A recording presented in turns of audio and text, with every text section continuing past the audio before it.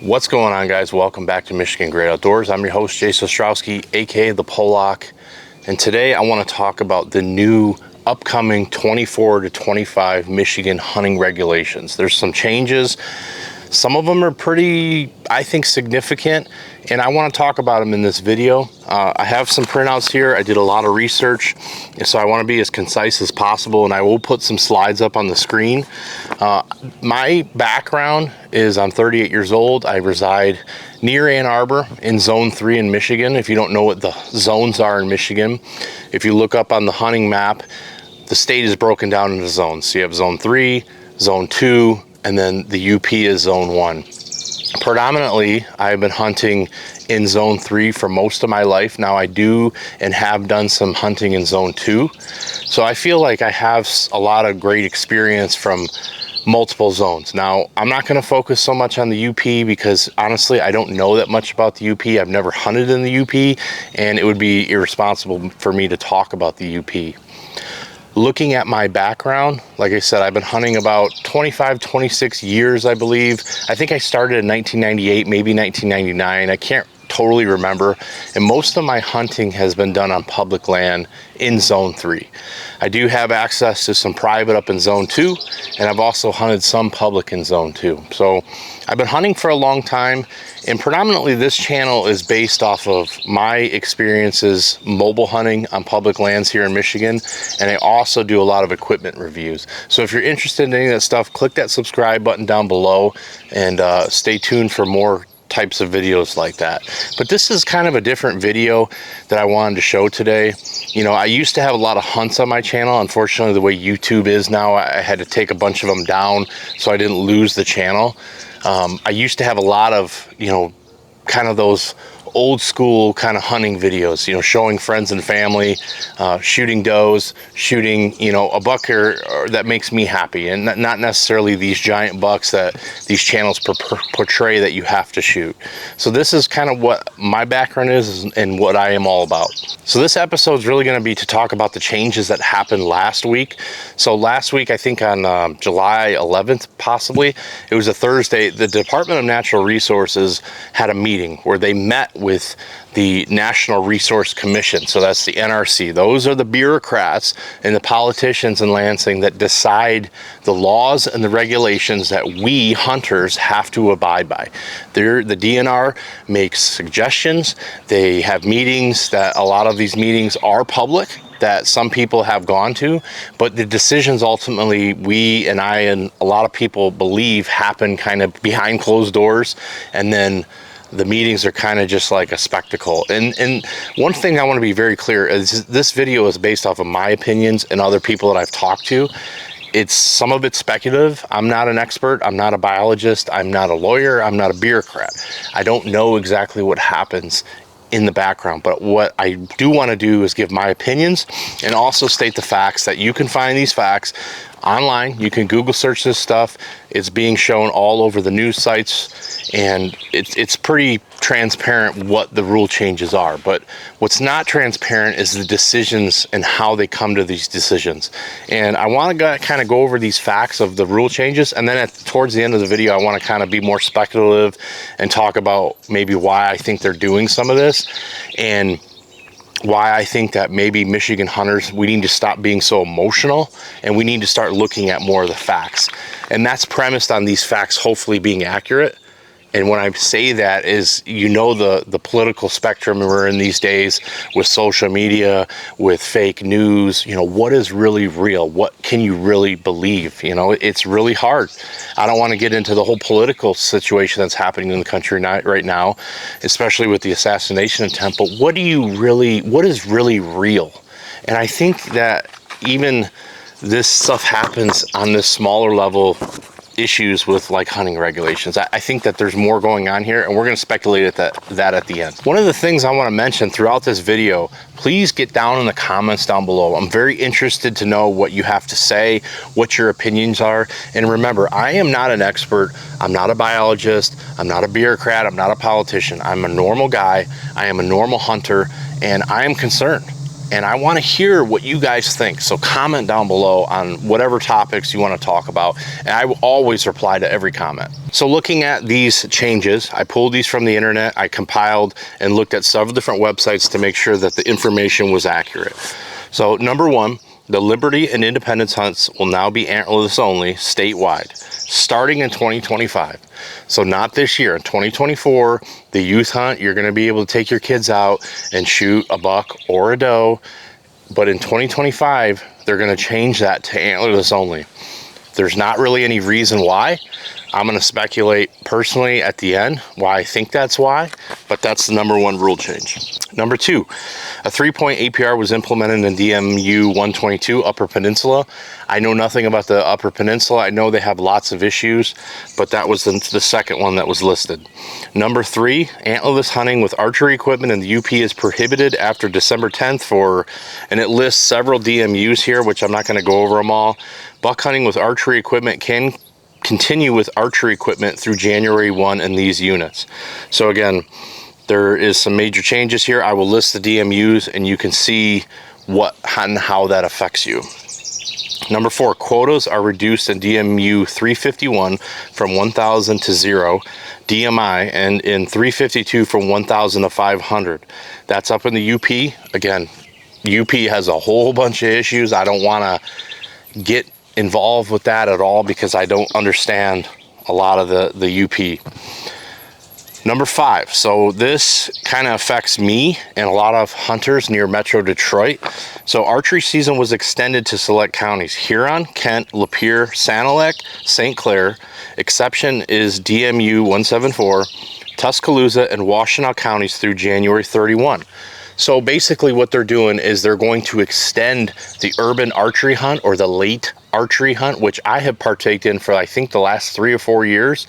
Usually it's Wayne, Macomb, and Oakland County. It is now expanding, and we will get to why I think they are expanding it here in the speculative portion. Number six, the muzzleloader season in Zone 2 will now allow any legal firearm to be used, similar to Zone 3.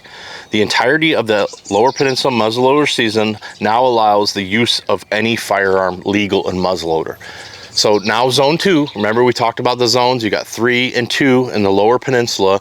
Now Zone 2 is going to be open. The muzzleloader season is basically non-existent anymore. You're going to be able to use your rifle, shotgun, whatever you want in Zone 2. All right, number 7, and this is another important one to announce, and it's a long one.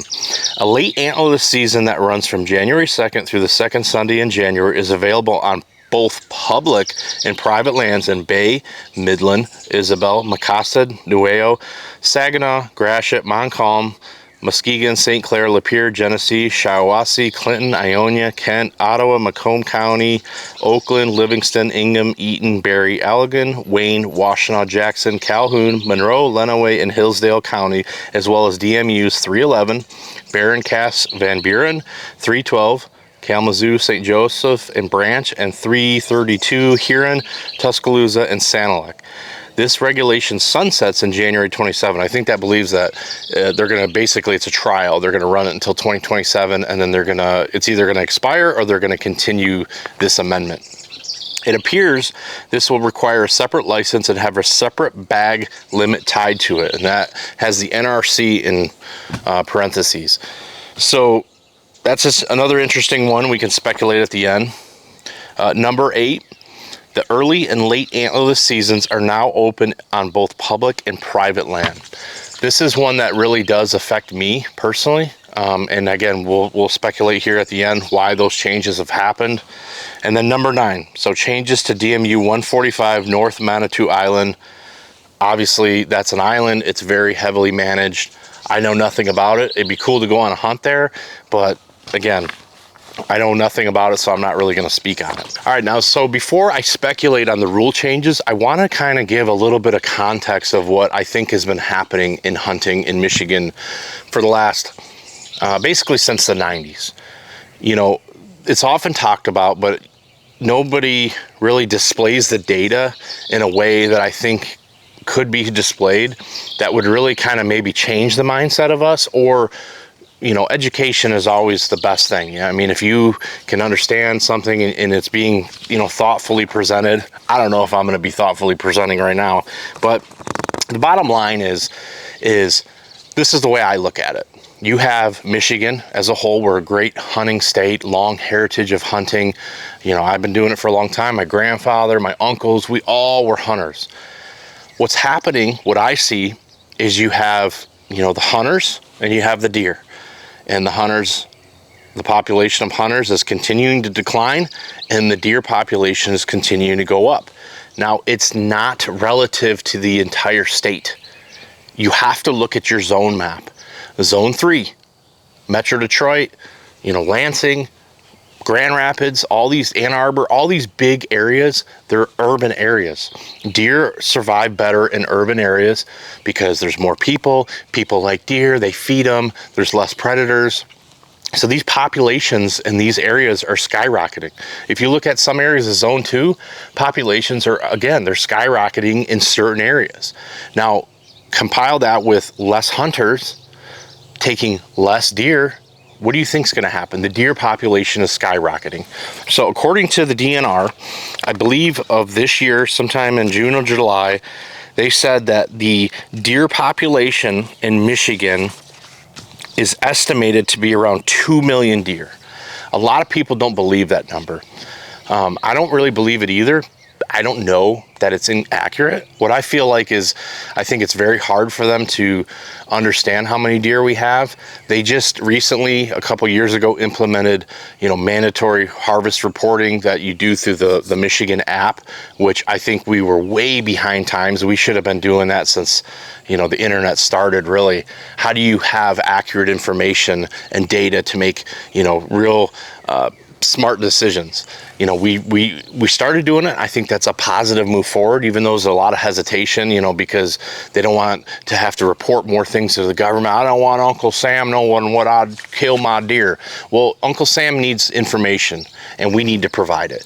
You know, you look at states like Ohio, Kentucky, all these other states, you have to report your harvest. And if you look at all these other states, their management is way better than ours. So I think as hunters, we also have to take a step back. We need to stop being so emotional, and we need to try to help the DNR out a little bit. But getting back to the population. So as of July 16, 2024, Michigan's deer population is estimated to be around 2 million. The population has grown due to decreased hunters, and the expansion has been more noticeable in southern Lower Peninsula. I believe this to be true. I see more deer. I see a lot of deer when I hunt. I think that when you drive around to different hunting areas, if you look in a lot of these private fields, there are absolute shitloads of deer. You want to talk about access? That's another story. Maybe hunters in southern Lower Peninsula, we don't have as much access because there's not as much public land as there is in Zone 2. So if you look at the public land map in Zone 2, there is a ton of public land, but there's less deer. So we have an access problem, I believe, in Zone 3. So I was looking at the population of hunters in Michigan. So, you know, then this is based off of tags sold. I'm sure there's more hunters that hunt that don't buy tags. Poaching is real. It does happen. I have witnessed poachers. I hear stories. People hunt all the time without tags. It happens. But it's estimated that Michigan currently has around 500,000 hunters. Sometimes it goes up 513,000, 520,000. In 2023, deer hunters reportedly harvested 273,000 deer. So that is actually down. That is down from the typical 300,000. So we had a decreased harvest in 2023. I think personally, if I look back at 2023, it was really hot in the early season. It was just a kind of a goofy season with the whole temperatures and the fluctuation, and that does affect deer movement. So I remember 2023 kind of being a little bit strange. One of the things that I will kind of do is kind of compare to Ohio. And Ohio is very interesting. So they have a lot less deer than us, 740,000 deer in 2023, and they have almost as many hunters as we do. So in 23-24, they had 415,000 hunters. I think a lot of those hunters are out-of-state hunters. Ohio is a destination state where a lot of people will go hunt. What's interesting is even in 2023, 213,000 deer were taken. So they have a 3-year average of about 200,000 deer roughly. So if you look at what Ohio is doing compared to what Michigan is doing, it's kind of interesting. You know, we have more deer, but as a percentage, Ohio is killing more deer than we are, and it seems like there's a lot more opportunity in Ohio to shoot a larger class of deer. I think that's why a lot of people go to Ohio. It's a destination state. You have your odds of shooting a Pope and Young buck in Ohio are better than shooting a Pope and Young buck in Michigan. If you look at Kentucky, Tennessee, Kansas, Iowa, Nebraska, Missouri, Indiana, all these states are destination states. Michigan is not a destination state. It is because there is a stigma that Michigan doesn't have big bucks, that there's not big bucks here, which absolutely is not true. What's weird about Michigan is there's a lot of big bucks. It's just hard to get on them because the public lands, especially in Zone 3, are just so overrun. It's my personal belief that a lot of those big giant bucks, they're just nocturnal. You're not going to see them during daylight. If you do, it's because one slipped up in rut and, you know, maybe you were in the right place at the right time and you killed them. It's really your odds of shooting a big mature deer in Ohio, in my opinion, is much higher than Michigan, unless in Michigan you have some primo private land or you have a lease, and really that just boils down to hunting access. The other thing that's very, very interesting to me is the deer hunting harvest report. So if you look at Ohio, and Ohio has very, very good reporting. They require mandatory reporting. They record everything, and then they provide it to the public. You can go online and you can see it all, and it's very well written. It's boom, boom, boom, boom, very concise. But you can see they have a 3-year average of killing about 200,000 deer, but the percentage of does taken, you look at in 2023, 46.5% of the harvest were does. You look at antlered bucks, 43%. So you have, almost a 3% difference there. And that's because Ohio is a 1-buck state. So you get 1 buck tag versus Michigan where you get 2. So they're protecting their bucks and they're balancing the herd more. Anybody that's hunted Michigan their whole life, you know that if you go out hunting and if you're hunting some good land, you're gonna see 5 does to 1 buck. That's just the way it is, especially where I hunt. And usually those bucks that you see, they're a lower age class of deer. Very interesting statistics coming out of Ohio. They're not that far away. They're just south of Michigan. They're our neighbor. And it seems like they are managing their deer in a way that makes a lot more sense to me and a lot of other hunters that I talk to on the regular basis. One of the things that I wanted to touch on is there was communications sent out to Michigan hunters, I think in the wintertime into spring, is that they were gonna do like a Michigan deer hunting initiative where they wanted to get our opinions. They wanted to poll Michigan hunters to find out what we care about, what we're interested in as far as regulation changes. And you could apply to be a part of this deer hunting initiative. Hundreds of people applied and they only selected a small number of people to kind of represent. And in those small number of people, you're gonna get varying opinions. You're gonna get, boomers, you're gonna get guys in their 50s, 60s, you're gonna get my generation, you're gonna get younger generations. And I think a lot of people want different things out of deer hunting. One of the things that I wanted to go over were the notable restriction changes that were not implemented. They were voted down.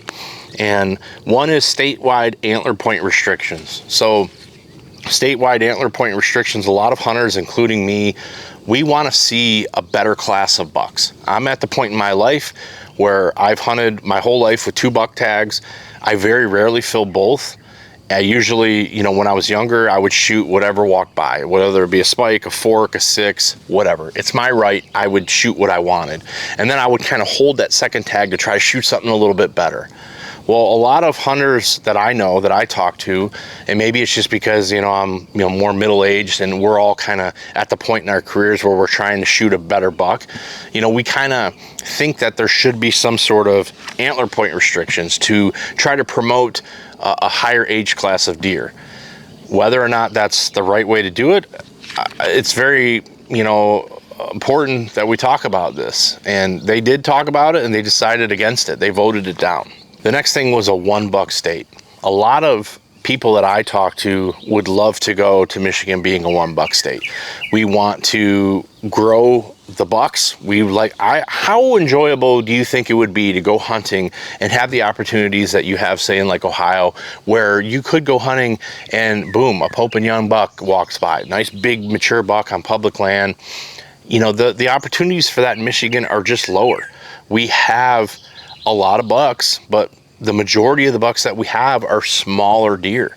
So looking at a $1 state, if we harvested less bucks, that would promote more bucks to grow older, become more mature, and would probably add a lot of excitement to the woods and more, you know, fun. I think it would also, over time, it would allow Michigan to become a destination state for people to come visit Michigan to hunt, to bring more money in to buy non-resident tags, which really doesn't happen. I don't know anybody in the hunting space that says, I want to go to Michigan and deer hunt. It just doesn't happen. There's maybe like Jake Bush. He's probably like the only person that I've ever known to post online and say, I want to go to Michigan to hunt. Nobody else does it. And, you know, it's because our bucks aren't that great. In general, I know, and some of you know, that there are really good deer here. They're just extremely hard to get on. Another notable thing that was brought up, which I've never had experience with, but I guess they've done it in Wisconsin, is a thing called Earn a Buck. So it's an initiative to drive down deer populations. Basically, you'll offer 2 tags. You'll have a buck tag, and then you'll have a doe tag. If you harvest your buck tag, that one's gone, and then you have this doe tag. If you harvest a doe, you'll earn a 3rd tag, which could be another buck tag. So this is something to promote the harvesting of does. If you look at Michigan's population, it's here, the hunters are here, we got to get this thing, you know, balanced out. It is something that would promote the harvesting of does. And what's interesting about the doe Michigan buck harvest is in 2023, deer hunters reported a harvest of 273,000 deer. That is 10% below 2022. So current numbers suggest that deer harvest fell below the typical 300,000. So typically in Michigan, we're going to harvest around 300,000 deer. I think the DNR is concerned because, again, the deer population's here, the hunter population's here. Hunters are continuing to go down, deer are coming up, and now our population harvest numbers are going down. Could be just a fluke year, but I think that's part of the reason why this is being driven by the deer, this antlerless push. And if you look at the harvest information, so Michigan antler harvest in 2023 was 155,000 bucks. So we killed 155,000 bucks. The doe harvest in Michigan was 118. So 155 bucks, 118 does. 37,000 more bucks were taken in Michigan versus does. So if you look back at what I talked about with Ohio, Ohio had more does, more bucks, you know, the ratio was closer here. Now in Michigan, we have doe harvest and then we have buck harvest. It's the other way. So buck harvest is more, doe harvest is lower. It is believed that fewer hunters and a reluctance among hunters to take antlerless deer are among the reasons experts say Michigan's 2023 reported deer harvest numbers fell nearly 10%. So what they're saying is in Michigan, we have a reluctance to shoot does. I think that that's true for a lot of people. Me not. I love shooting does. I will shoot the shit out of does, and I love eating does. I would love to harvest 2 to 3 does a year. It doesn't always happen, but that's my personal goal. But I know people in my family, I know friends of mine, they will not shoot a doe. They're out to shoot a buck. And I've always tried to promote like, hey, you know, let's shoot some does, and they're not interested. I think it's an older mentality, and I'm not saying that there's anything wrong with that. It's your tag, you can do whatever you want. But as a whole, we need to do a better job harvesting more does. It is apparent, the data's here. It's all right here. Whether or not you believe the data, whatever you not believe the DNR, the population's going up, hunters is coming down. The best way to manage population is to harvest more does, without a doubt. We need to harvest more does in Michigan. So one of the other interesting things that I read, and I saw this statistic on a couple different sites, I don't know if it's real or not, but it says that only 8% of hunters in Michigan use their second buck tag. So if you hunt in Michigan, you get a combo tag, you get 2 buck tags. You get, it used to be, you know, a regular tag and a restricted tag. I think they've kind of opened it up now where it might be you can shoot any bucks you want, just because they're trying to get people to shoot more deer. But I thought it was really interesting that only 8% of hunters in Michigan actually use that second tag. And when I started looking back over the last 20 years or so, you know, there's not been a ton of years in my hunting career where I've shot 2 bucks in the same year. I've done it a couple times, but I'm probably less than 8%. So I thought that was very interesting. Now, I'll usually have a doe tag or 2 and I'll fill a doe tag, but I always try to save that buck tag because you never know. I mean, what if a booner walks by and you no longer have a tag? So I think that's an interesting aspect. A lot of people, and the reason I'm bringing it up is because a lot of people say we need to be a 1 buck state. Well, if this is really true and we have 2 buck tags and only 8% of hunters are using both buck tags, to me that's irrelevant. We can just leave it the way it is. One thing that I wanted to touch on, and I think it's important because a lot of people in Michigan believe this, and when I say a lot of people, I've heard this be talked about a lot of time, is that there's this belief that the Michigan DNR, they just want to kill all the deer. They just want to eliminate deer herds in all these areas. And that's why they offer so many doe tags. So in Michigan, you can get 10 doe tags per year. I think in certain areas like zone 3, I think there's nothing wrong with that. We obviously have a population problem. We need to kill more does. Does that make sense in zone 2? Absolutely not. I think the person that allowed that, there's something stupid with you. I mean, if you have hunting zones, why are you not using your zones? You have a zone map. We have issues in zone 3. Allow people to buy 10 doe tags a year. There are hunters out there that will fill them. They will use them. Maybe not most of us, but does that make sense in zone 2? No. If you look at Emmett County deer population is pretty low in my experience. Does it make sense to allow somebody in Emmett County, which is in the far northern part of the state on the west side, the very tip, does it make sense for them to buy 10 doe tags per year? Absolutely not. Does it make sense for somebody in Lapeer County? Absolutely. You have zones in place. Why are you not using them? It makes no sense to me. There's a belief in Michigan that the car insurance lobbyists control the decision makings by the NRC. Remember, the DNR reports to the NRC. The NRC, the National Resource Commission, they are the bureaucrats, they are the politicians in Lansing that decide our hunting rules. Basically, those rules get signed in by the governor, Gretchen Whitmer. We all love her, right? And so she's the one that actually signs these laws to become laws. So it's my belief that a lot of people, they're just, I don't know if they're stuck in their old ways or they just truly believe that the car insurance companies, they're the ones that are controlling the DNR, they're controlling the NRC. It could be true. I mean, we all see the lobbying in Washington that happens. Basically, the largest corporations in the country kind of control the rules and the things that are implemented, the tax breaks and all this stuff. I mean, if you really kind of dive into that whole rabbit's hole, it's a mess in Washington. I truly believe that it probably happens here in Michigan. Now, it's all speculative. I have no information about this.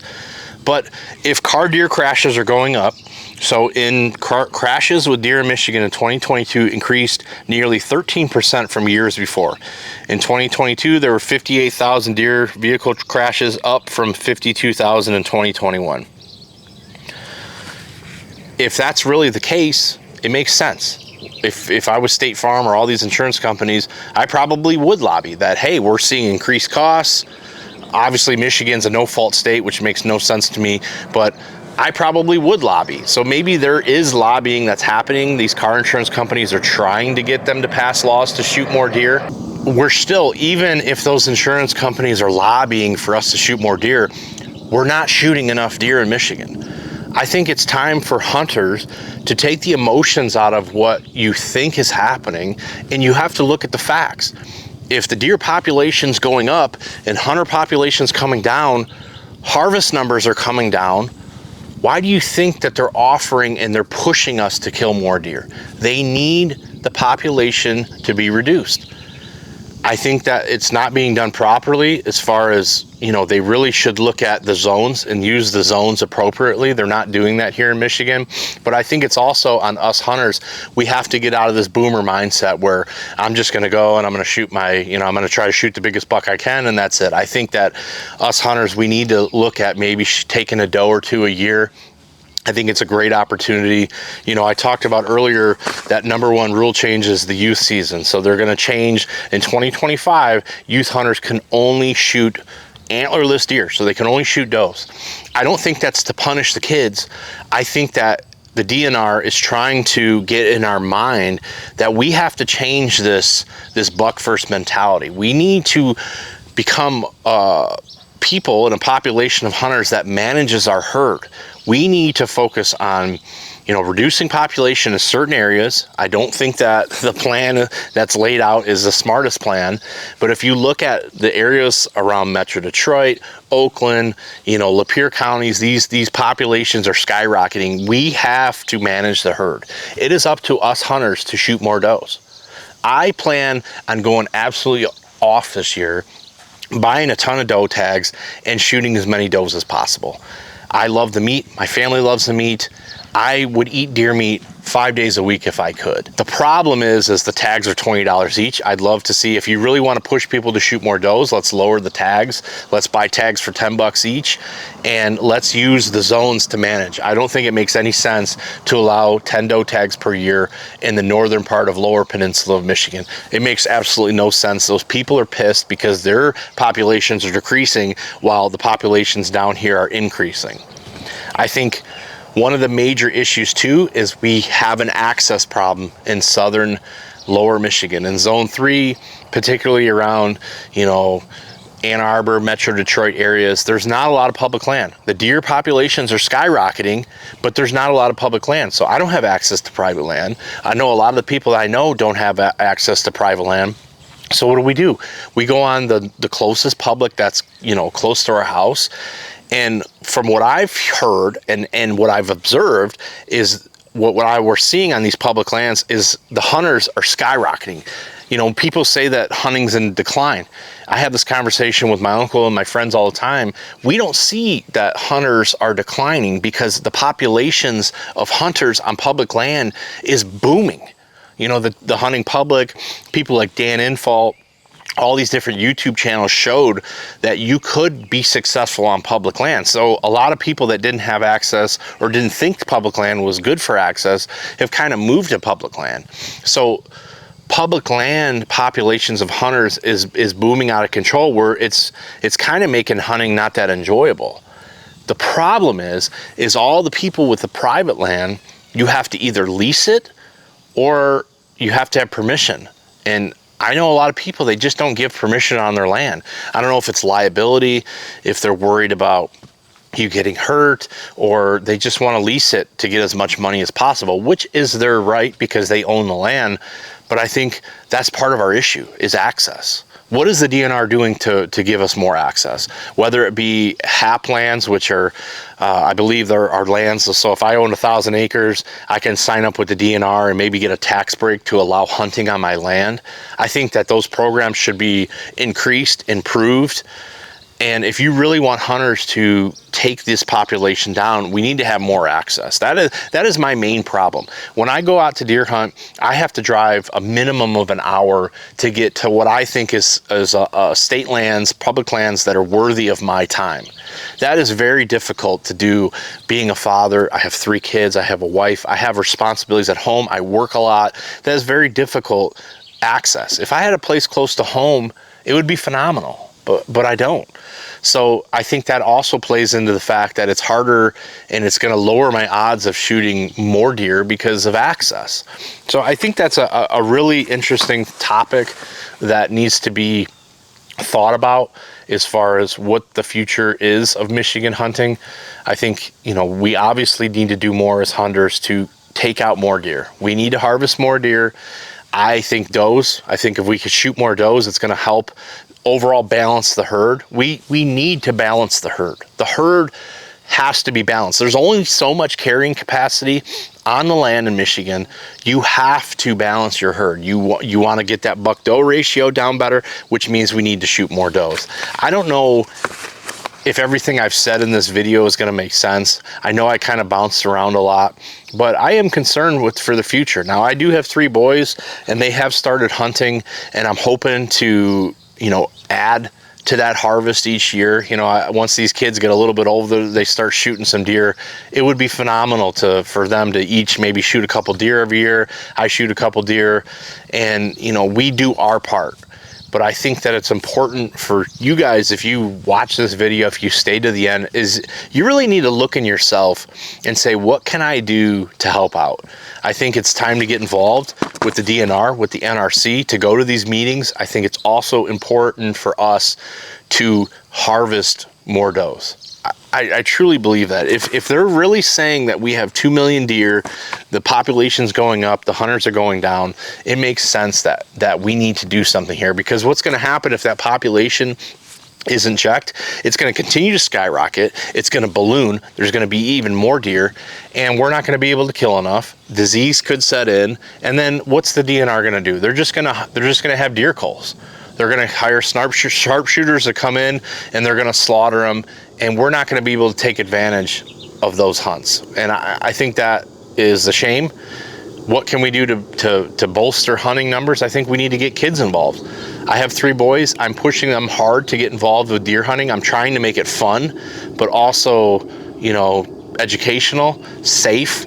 And I think that we need to push that younger generation. So, you know, there's a lot of interesting, you know, aspects we covered today. One thing I do want to touch on go back to is I mentioned in the beginning there was like 9 different changes, and 8. The early and late antlerless seasons are now open on public and private land. So there is an early antlerless hunt. I believe it's in September. So now that hunt, it's always been private. It's going to be open on public. And that is an attempt to shoot more does, 100%. They need does killed. We need to go out and we need to shoot these does. I'm going to partake. I don't necessarily believe that is a great thing. I think that, you know, obviously they're implementing more gun season in Michigan because hunters are more successful with a rifle or a shotgun. So and it's going to improve harvest. That's why they're pushing these changes for the firearms, the no muzzle loaders anymore. You can use whatever firearm you want. I don't love number 8. I think it kind of sucks because I feel like it's kind of ruined some public lands I hunt. But you know what? I'm going to take it, and I'm going to go out there and I'm going to try to, you know, I don't know how many tags they're going to allow you to have, but I'm going to go out there and I'm going to try my best to shoot several does. I might not hunt my prime areas. I think I might kind of go somewhere else where maybe I'll do some scouting and try to find some areas closer to home that have a higher doe population, so it won't impact me as much personally. I know it could impact somebody else that maybe hunts there all the time, but I don't know that for a fact. But I think it's really up to us to manage our own herd.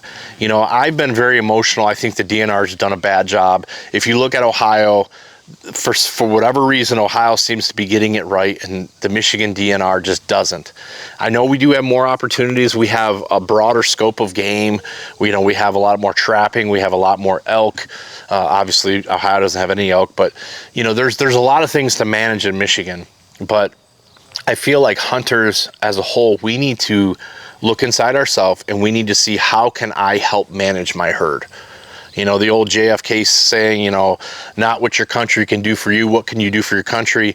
What can you and I do to help improve these numbers? Obviously, we want to recruit more hunters. We want to grow the sport. You know, I think hunting is kind of a dying sport. We need to push hunters. We need to educate hunters. We need to, if you have kids, try to get them into the sport. And then I think what we need to do is we need to work on these harvest numbers. You know, like I said, I'm 38 years old. I'm looking at trying to shoot bigger and better bucks. It's been a goal of mine, you know, to get up into that higher age class of bucks.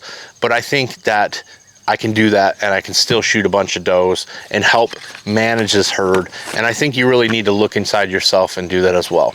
If you think I'm a total idiot and this is a stupid waste of time video, comment down below and tell me that. I'm always looking for constructive criticism. I don't take things personally. You can say, you know what, you're completely wrong and you're an idiot, and it's not even going to hurt my feelings. I could care less what really people think about me. But I try to put out these videos, and I try to do it in a way to show you guys that I'm just a real person just like you. I'm no different. I want to see this hunting heritage in Michigan continue on for years and years to come. It's something that's given me a ton of joy in my life, and I don't want to get taken away. I want to do what I can to help improve the state, to improve the herd. And again, comment down below, let me know what you think. If you are interested in types of videos like this, please let me know. I'm considering starting to maybe do some more of these type of videos, Michigan-based videos, talking about the issues here. And yeah, I'm gonna go and do some gardening because that's my new hobby, is being a florist and doing vegetable gardening, and I'm gonna enjoy my Saturday. So thanks for tuning in. We'll see you on the next one. Peace.